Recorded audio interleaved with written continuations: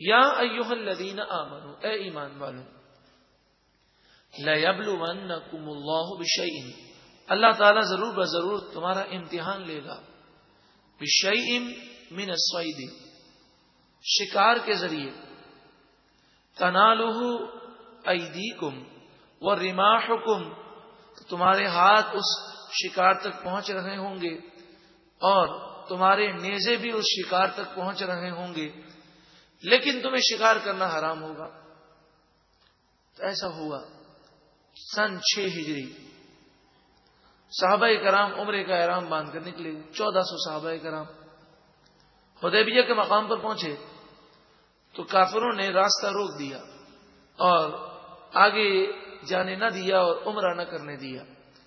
تو اس وقت معاملہ یہ تھا کہ مسلمانوں کو شدید بھوک لگی ہے اور کھانے پینے کے لیے اور کوئی ذرائع نہیں ہے، اور احرام کی حالت میں شکار کرنا حرام ہوتا ہے۔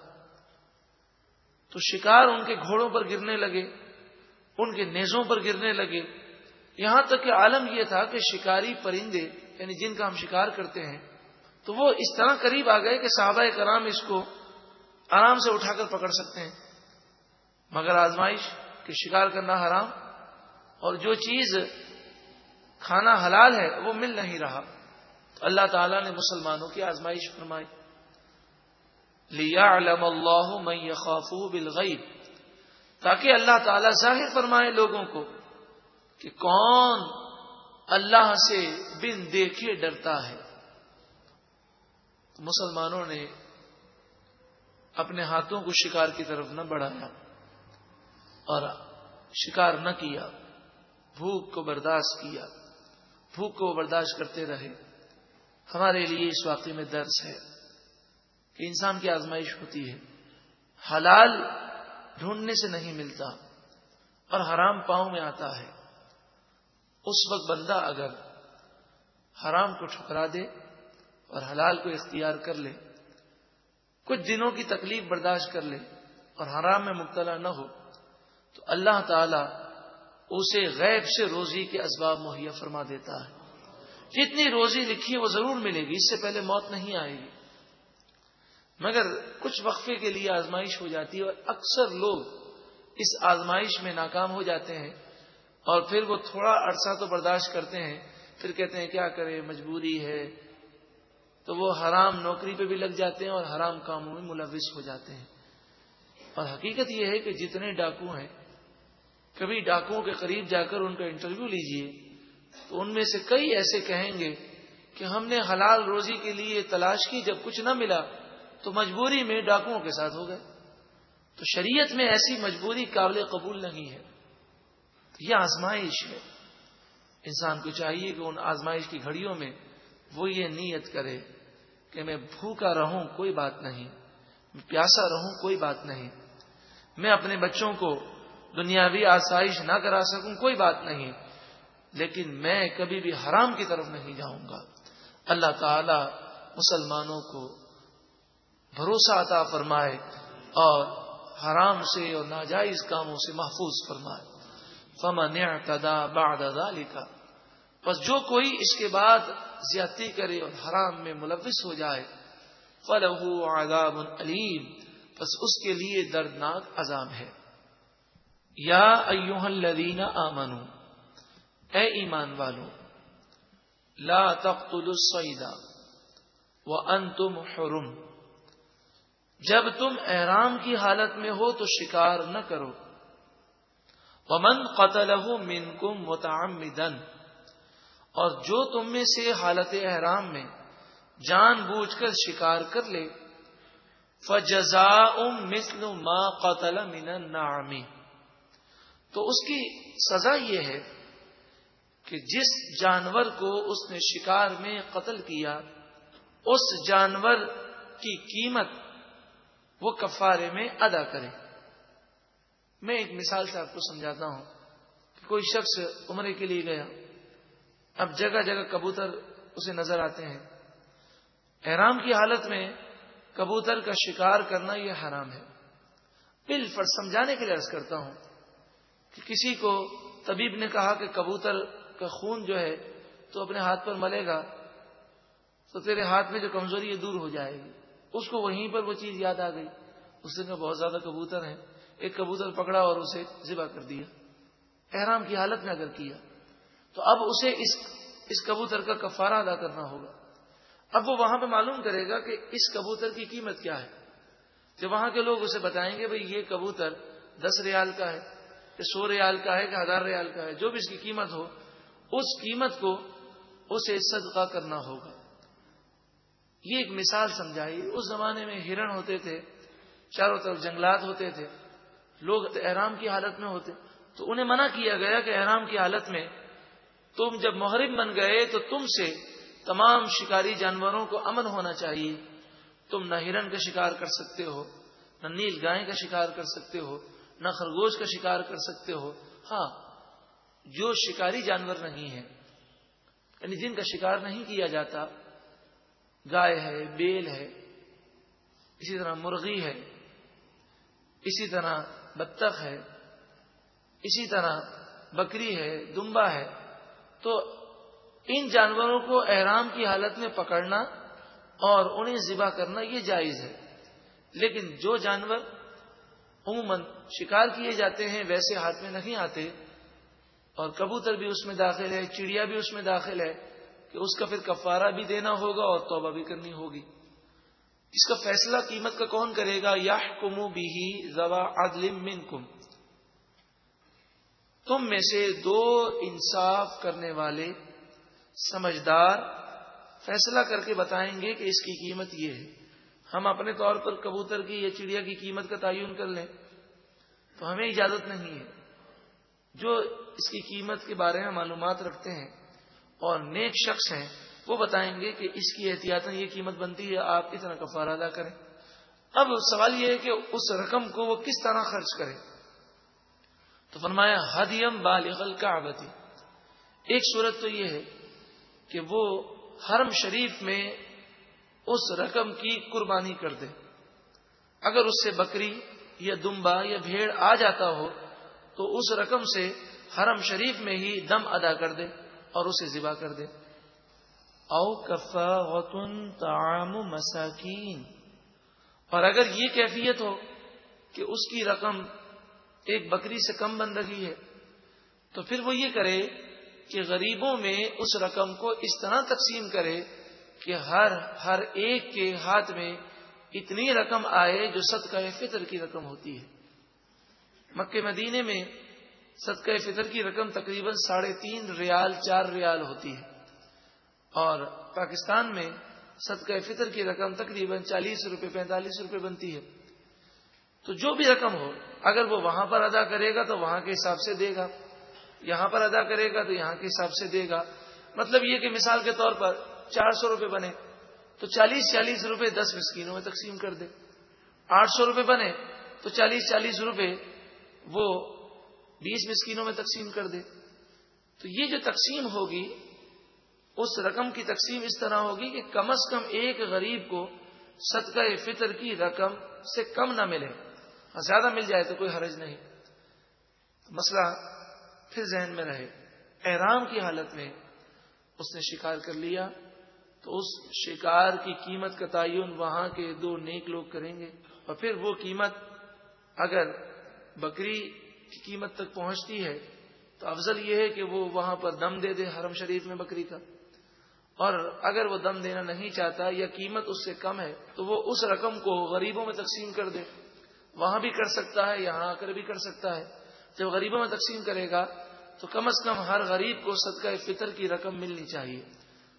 اس سے زیادہ مل جائے تو کوئی حرج نہیں, اس سے کم نہ ہو, اور کسی کی یہ بھی طاقت نہیں. پھر وہ کیا کرے؟ او عدل ذالک الصیام, تو وہ اس کے بدلے میں روزے رکھے. اب روزے کتنے رکھنے ہوں گے تو یہ دیکھا جائے گا. مثلا 400 روپے خرگوش کی قیمت بنی تو 400 روپے میں 10 مسکینوں کو 40 روپے دے سکتے ہیں, تو اس سے 10 روزے رکھنے ہوں گے. اور اگر اس کی قیمت 800 روپے بنی تو اسے 20 روزے رکھنے ہوں گے. اگر اس کی قیمت 1200 روپے بنی تو اسے 30 روزے رکھنے ہوں گے. اس طرح جو قیمت بنے وہ صدقہ فطر کی رقم سے تقسیم کیا جائے. فی زمانہ 40-45 روپے سے تقسیم کریں اور پھر دیکھ لیں کہ یہ کتنے آدمیوں میں تقسیم ہو سکتی ہے. اب وہ اتنی رقم تو نہیں رکھتا تو اس کے بدلے میں اتنے روزے رکھ لے. لِيَذُوقَ وَبَالَ أَمْرِهِ، اپنے گناہ کا وبال وہ چکھیں، اس لیے یہ حکم دیا گیا تاکہ آئندہ کوئی یہ گناہ نہ کرے. عفا اللہ عما سلف، یہ آیت نازل ہونے سے پہلے جو کچھ تم سے ہو گیا اس کا کفارہ نہیں دینا ہوگا، اللہ نے معاف فرمایا. ومن عادا، اب جو کوئی سرکشی کرے اور اس آیت کے نازل ہونے کے بعد بھی یہ کام کرے اور کفارہ بھی ادا نہ کرے، تو جان بوجھ کر یہ کرنا گناہ اور پھر کفارہ بھی ادا نہ کرنا، تو یہ تو ڈبل گناہ ہے. فَيَنْتَقِمُ اللَّهُ مِنْهُ، تو اللہ تعالیٰ اس سے بدلہ لے گا. وَاللَّهُ عَزِيزٌ ذُو انتقام، اور اللہ غالب بدلہ لینے والا ہے، انتقام لینے والا ہے. مفسرین بیان کرتے ہیں کہ جو حج پر جائے عمرے پر جائے، حج کرنا سعادت ہے، عمرہ کرنا سعادت ہے. خصوصاً جو نفلی حج کے لیے جاتے ہیں وہ ذرا بھی پرواہ نہیں کرتے. جرم کرتے ہیں احرام کی حالت میں اور پھر انہیں سمجھایا جائے کہ آپ پر تو دم آ گیا تو کہتے ہیں اللہ غفور رحیم بخشنے والا ہے. وہ مسئلہ سننے کو تیار نہیں ہوتے، حالانکہ اللہ تبارک و تعالی تو بخشنے والا ہے ہی، مگر جو جرم کیے ہیں اس کا کفارہ دینا لازم ہے. اور یہاں احرام کی حالت میں شکار کرنے پر کفارہ بیان ہوا اور کفارہ نہ ادا کرنے والوں کو فرمایا گیا کہ اللہ تعالی غالب انتقام لینے والا ہے. اس سے ان لوگوں کو ڈرنا چاہیے. اگر آپ نے حج کیا، عمرہ کیا اور کوئی جرم ہو گیا ہو، آپ کو جرم بھی یاد ہو اور کفارہ ادا نہ کیا ہو، تو ابھی کفارہ ادا کرنے کی کوئی صورت کریں. کہ یاد رکھیں کہ اگر کفارہ دم کی صورت میں ہے تو قربانی یہاں پر نہیں ہو سکتی، وہ دم آپ کو حرم شریف میں ہی ادا کرنا ہوگا. یا تو خود جا کے ادا کریں یا پھر وہاں کوئی آپ کا رشتہ دار جانے والا ہو تو اس کے ہاتھ رقم بھجوا دیں، یا اگر رشتہ دار وہیں رہتا ہے تو اسے فون پر کہہ دیں کہ بھئی اتنے دم آپ ہماری طرف سے ادا کر دیں. اُحِلَّ لَكُمْ صَيْدُ الْبَحْرِ، حلال کیا گیا تمہارے لیے دریا کا شکار، یعنی مچھلی کا شکار کرنا احرام کی حالت میں بھی جائز ہے. وَطَعَامُهُ، اور مچھلی کا کھانا بھی جائز ہے. مَتَاعًا لَكُمْ، یہ مچھلیاں، یہ دریائی شکار تمہارے لیے سامان ہے. وَلِلسَّيَّاحَةِ، اور مسافروں کے لیے گزر بسر کرنے کا ایک بہترین ذریعہ ہے. مچھلی کے متعلق سماعت کر لیجئے کہ مچھلی وہ جانور ہے کہ حدیث پاک میں اسے ذبح سے مستثنا قرار دیا گیا. تو مچھلی کو ذبح کرنا کوئی ضروری نہیں ہوتا، صرف مچھلی کا شکار ضروری ہے. مچھلی جال میں پکڑ لی، اب پانی سے باہر نکال لیا اور وہ مچھلی مر گئی تو وہ حلال ہے. ہاں، کوئی مچھلی دریا میں سمندر میں طبعی موت مر جائے، بغیر شکار کیے ہوئے خود بخود مر جائے، تو ایسی مچھلی کو کھانا حرام ہے. اس کی پہچان یہ ہوتی ہے کہ جب مچھلی طبعی موت مر جاتی ہے تو وہ الٹا ہو کر تیرنا شروع کر دیتی ہے. ایسی مچھلی جسے نظر آئے اسے اس کا کھانا حرام ہے. ہاں، جس مچھلی کو شکار کیا، اب چاہے وہ پانی سے باہر آ کر تڑپ تڑپ کے مر گئی یا اسے ذبح کر دیا گیا، تو دونوں صورتوں میں وہ حلال ہے. نبی اکرم صلی اللہ علیہ وآلہ وسلم نے ارشاد فرمایا مچھلی بغیر ذبح کے تمہارے لیے حلال کی گئی. ارشاد فرمایا وَحُرِّمَ عَلَيْكُمْ صَيْدُ الْبَرِّ مَا دُمْتُمْ حُرُمًا، جب تک تم حالت احرام میں ہو تو تم پر خشکی کا شکار کرنا حرام ہے. وَاتَّقُوا اللَّهَ الَّذِي إِلَيْهِ تُحْشَرُونَ، اور اس اللہ سے ڈرو جس کی طرف تم لوٹائے جاؤ گے. جو چیز حرام کہی گئی اسے حرام سمجھو، اس کی پابندی کرو اور اللہ سے ڈرو کہ ایک نہ ایک دن تمہیں مر کر اس کی بارگاہ میں جانا ہے. جعل اللہ الکعبۃ البیت الحرام قیاما للناس، اللہ تعالی نے خانہ کعبہ کو، جو بیت الحرام ہے، عزت اور احترام والا گھر ہے، اسے اللہ تعالی نے لوگوں کے لیے برکت والا بنایا، قیام کی جگہ بنایا۔ والشہر الحرام، اور حرمت والے مہینوں کی عزت اللہ نے بیان فرمائی، انہیں عظمت عطا فرمائی۔ ذی قعدہ، ذی الحجہ، محرم اور رجب، یہ 4 مہینے شہر حرام کہلاتے ہیں۔ ذی قعدہ، ذی الحجہ، محرم اور رجب۔ والہدیہ، اور قربانی کے جانور۔ والقلائد، اور وہ حج کے جانور جن کے گلوں میں ہار پہنایا جاتا، اور حاجی جب حج کے لیے جاتے تو اپنے ساتھ لے کر جاتے۔ فی زمانہ تو ایسی صورتحال نہیں ہوتی، پہلے ایسا ہوتا تھا۔ تو ان جانوروں کا احترام کرنا لازمی ہے، اسی لیے کہا گیا کہ قربانی کے جانور کو اچھے سے اچھا کھلایا جائے اور اس کا خیال رکھا جائے، اور ایسا نہ ہو کہ ہم قربانی کا جانور لا کر اس سے بے پرواہی کریں، اگر وہ بھوکا رہا یا اسے پانی نہ پیش کر سکے تو سخت گناہ ہوگا۔ اعلیٰ حضرت امام اہل سنت فرماتے ہیں کہ جب جانور کسی کے پاس موجود ہو تو دن میں 70 مرتبہ اس کے پاس کھانا پیش کرے۔ کتنی دفعہ؟ 70 مرتبہ۔ یہ اعلیٰ حضرت فاضل بریلوی علیہ رحمہ نے سمجھانے کے لیے عرض کیا، یعنی دیکھیں یہ انسان نہیں، یہ جانور ہے۔ آپ نے پانی پیش کیا، اس نے نہیں پیا، آپ نے کھانا پیش کیا، اس نے نہیں کھایا، ہو سکتا ہے 2 منٹ کے بعد اس کو پانی کی طلب ہو، چونکہ یہ جانور ہے، انسان کی طرح اس میں شعور نہیں ہے۔ تو ہم نے تو یہ سمجھا کہ ہم نے پانی پیش کیا، کھانا پیش کیا، اس نے نہیں کھایا، اب 2 گھنٹے تک ہم تو بیٹھے ہوئے ہیں اور وہ پانی کے لیے تڑپ رہا۔ تو اس لیے جانور کو لے لینا یہ آسان ہے، اور اس کے حقوق ادا کرنا یہ ایک بڑا مشکل امر ہے۔ تو قربانی کے جانور کی خدمت کرنا بہت بڑی سعادت ہے، لیکن اگر ہم نے آج تک ایسی کوتاہی کی ہے اور قربانی کے جانور کو اپنے بچوں کے سپرد کر کے ہم بے پرواہ ہو گئے ہیں تو اللہ تعالیٰ کی بارگاہ میں ہم توبہ کرتے ہیں، اللہ تعالیٰ ہمیں معاف فرمائے اور آئندہ نیت کریں۔ اسی طرح جو لوگ مچھلیاں پالتے ہیں یا جانور پالتے ہیں تو اول تو یہ ہے کہ نہ پالے تو اچھا ہے، اور اگر پالتے ہیں تو پھر لازمی یہ ہے کہ ہر وقت ان کے پاس کھانا اور پانی کا انتظام ہو، تاکہ جب بھی انہیں بھوک لگے یا انہیں پیاس لگے تو وہ جانور بد دعا نہ دے۔ ذالک لتعلموا، یہ اس لیے تاکہ تم سمجھو، جانو، ان اللہ یعلم ما فی السماوات وما فی الارض، بے شک اللہ تعالیٰ خوب جانتا ہے جو کچھ آسمانوں میں ہے اور جو کچھ زمین میں ہے۔ وَأَنَّ اللَّهَ بِكُلِّ شَيْءٍ عَلِيمٌ، اور بے شک اللہ تعالیٰ ہر چیز کو جاننے والا ہے۔ جب اللہ تعالیٰ سب چیزوں کو جاننے والا ہے تو ہماری عقل محدود ہے، اللہ کا حکم ہی صحیح ہے۔ حکم ہمیں مشکل لگے کہ آسان لگے، ہمیں اللہ ہی کے حکم پر عمل کرنا چاہیے۔ اعلموا، تم خوب جان لو، ان اللہ شدید العقاب، بے شک اللہ تعالی شدید عذاب دینے والا ہے۔ وَأَنَّ اللَّهَ غَفُورٌ رَحِيمٌ، اور بے شک اللہ تعالی بخشنے والا مہربان ہے۔ تو عذاب سے خوف بھی ہو اور رحمت کی امید بھی ہو۔ فی زمانہ مسلمانوں میں رحمت کی امید تو ہے، لیکن وہ اللہ کے عذاب سے ڈرتے نہیں ہیں۔ تو دونوں چیزوں کو اس آیت میں بیان کیا گیا۔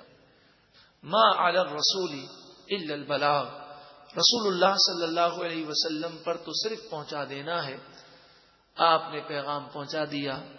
اب جو عمل نہیں کرتا وہ اپنا خود نقصان کرتا ہے۔ واللہ یعلم ما تبدون وما تکتمون، اور اللہ خوب جانتا ہے جو تم ظاہر کرتے ہو اور جو تم چھپاتے ہو۔ قل، اے محبوب آپ فرمائیے، لا یستوی الخبیث والطیب، ناپاک اور پاک برابر نہیں ہوتے۔ خبیث سے مراد ناپاک، طیب سے مراد پاک۔ اب پاک اور ناپاک میں تمام چیزیں داخل ہیں۔ ہر حرام چیز وہ ناپاک ہے، حرام سے بچنا ہے۔ ہر حلال چیز پاک ہے۔ اسی طرح جو مومن ہے، جس کا عقیدہ درست ہے، وہ طیب ہے، اور جو کافر ہے، منافق ہے، یہود و نصارہ ہے، تو وہ خبیث ہے، ناپاک ہے۔ تو یہ دونوں چیزیں برابر نہیں ہو سکتی۔ آگے ارشاد فرمایا وَلَوْ أَعْجَبَكَ كَثْرَةُ الْخَبِيثِ. انسان یہ غور کرتا ہے کہ چاروں طرف گناہ ہو رہے ہیں، چاروں طرف حرام کی ریل پیل ہے، چاروں طرف کفار کی اکثریت ہے. اگر دیکھا جائے تو 85% تقریباً دنیا کی آبادی میں 85% کافر ہے، تو اکثریت کافروں کی ہے. اور مسلمانوں میں جو ہیں ان میں سے اکثریت بے نمازیوں کی ہے، اکثریت گناہ گاروں کی ہے. تو چاروں طرف گناہوں کی ریل پیل نظر آ رہی ہے، حرام قدموں میں آ رہا ہے. تو انسان پھر بھی پسند صرف اور صرف طیب ہی کو کرے. ارشاد فرمایا وَلَوْ أَعْجَبَكَ كَثْرَةُ الْخَبِيثِ. اگرچہ ناپاک اور خبیث کی کثرت تمہیں تعجب میں ڈالے، پھر بھی تمہیں پسند کرنا ہے طیب کو، اور طیب بننے کی کوشش کرنی ہے، اور طیب کو حاصل کرنے کی کوشش کرنی ہے. فَاتَّقُوا اللَّهَ. بس اللہ سے ڈرو. یا اولی الالباب. اے عقل مندو. لعلکم تفلحون. تاکہ تم فلاح پا جاؤ. یا ایھا الذین آمنوا. اے ایمان والو. لَيَبْلُوَنَّكُمُ اللَّهُ بِشَيْءٍ. اللہ تعالیٰ ضرور بضرور تمہارا امتحان لے گا.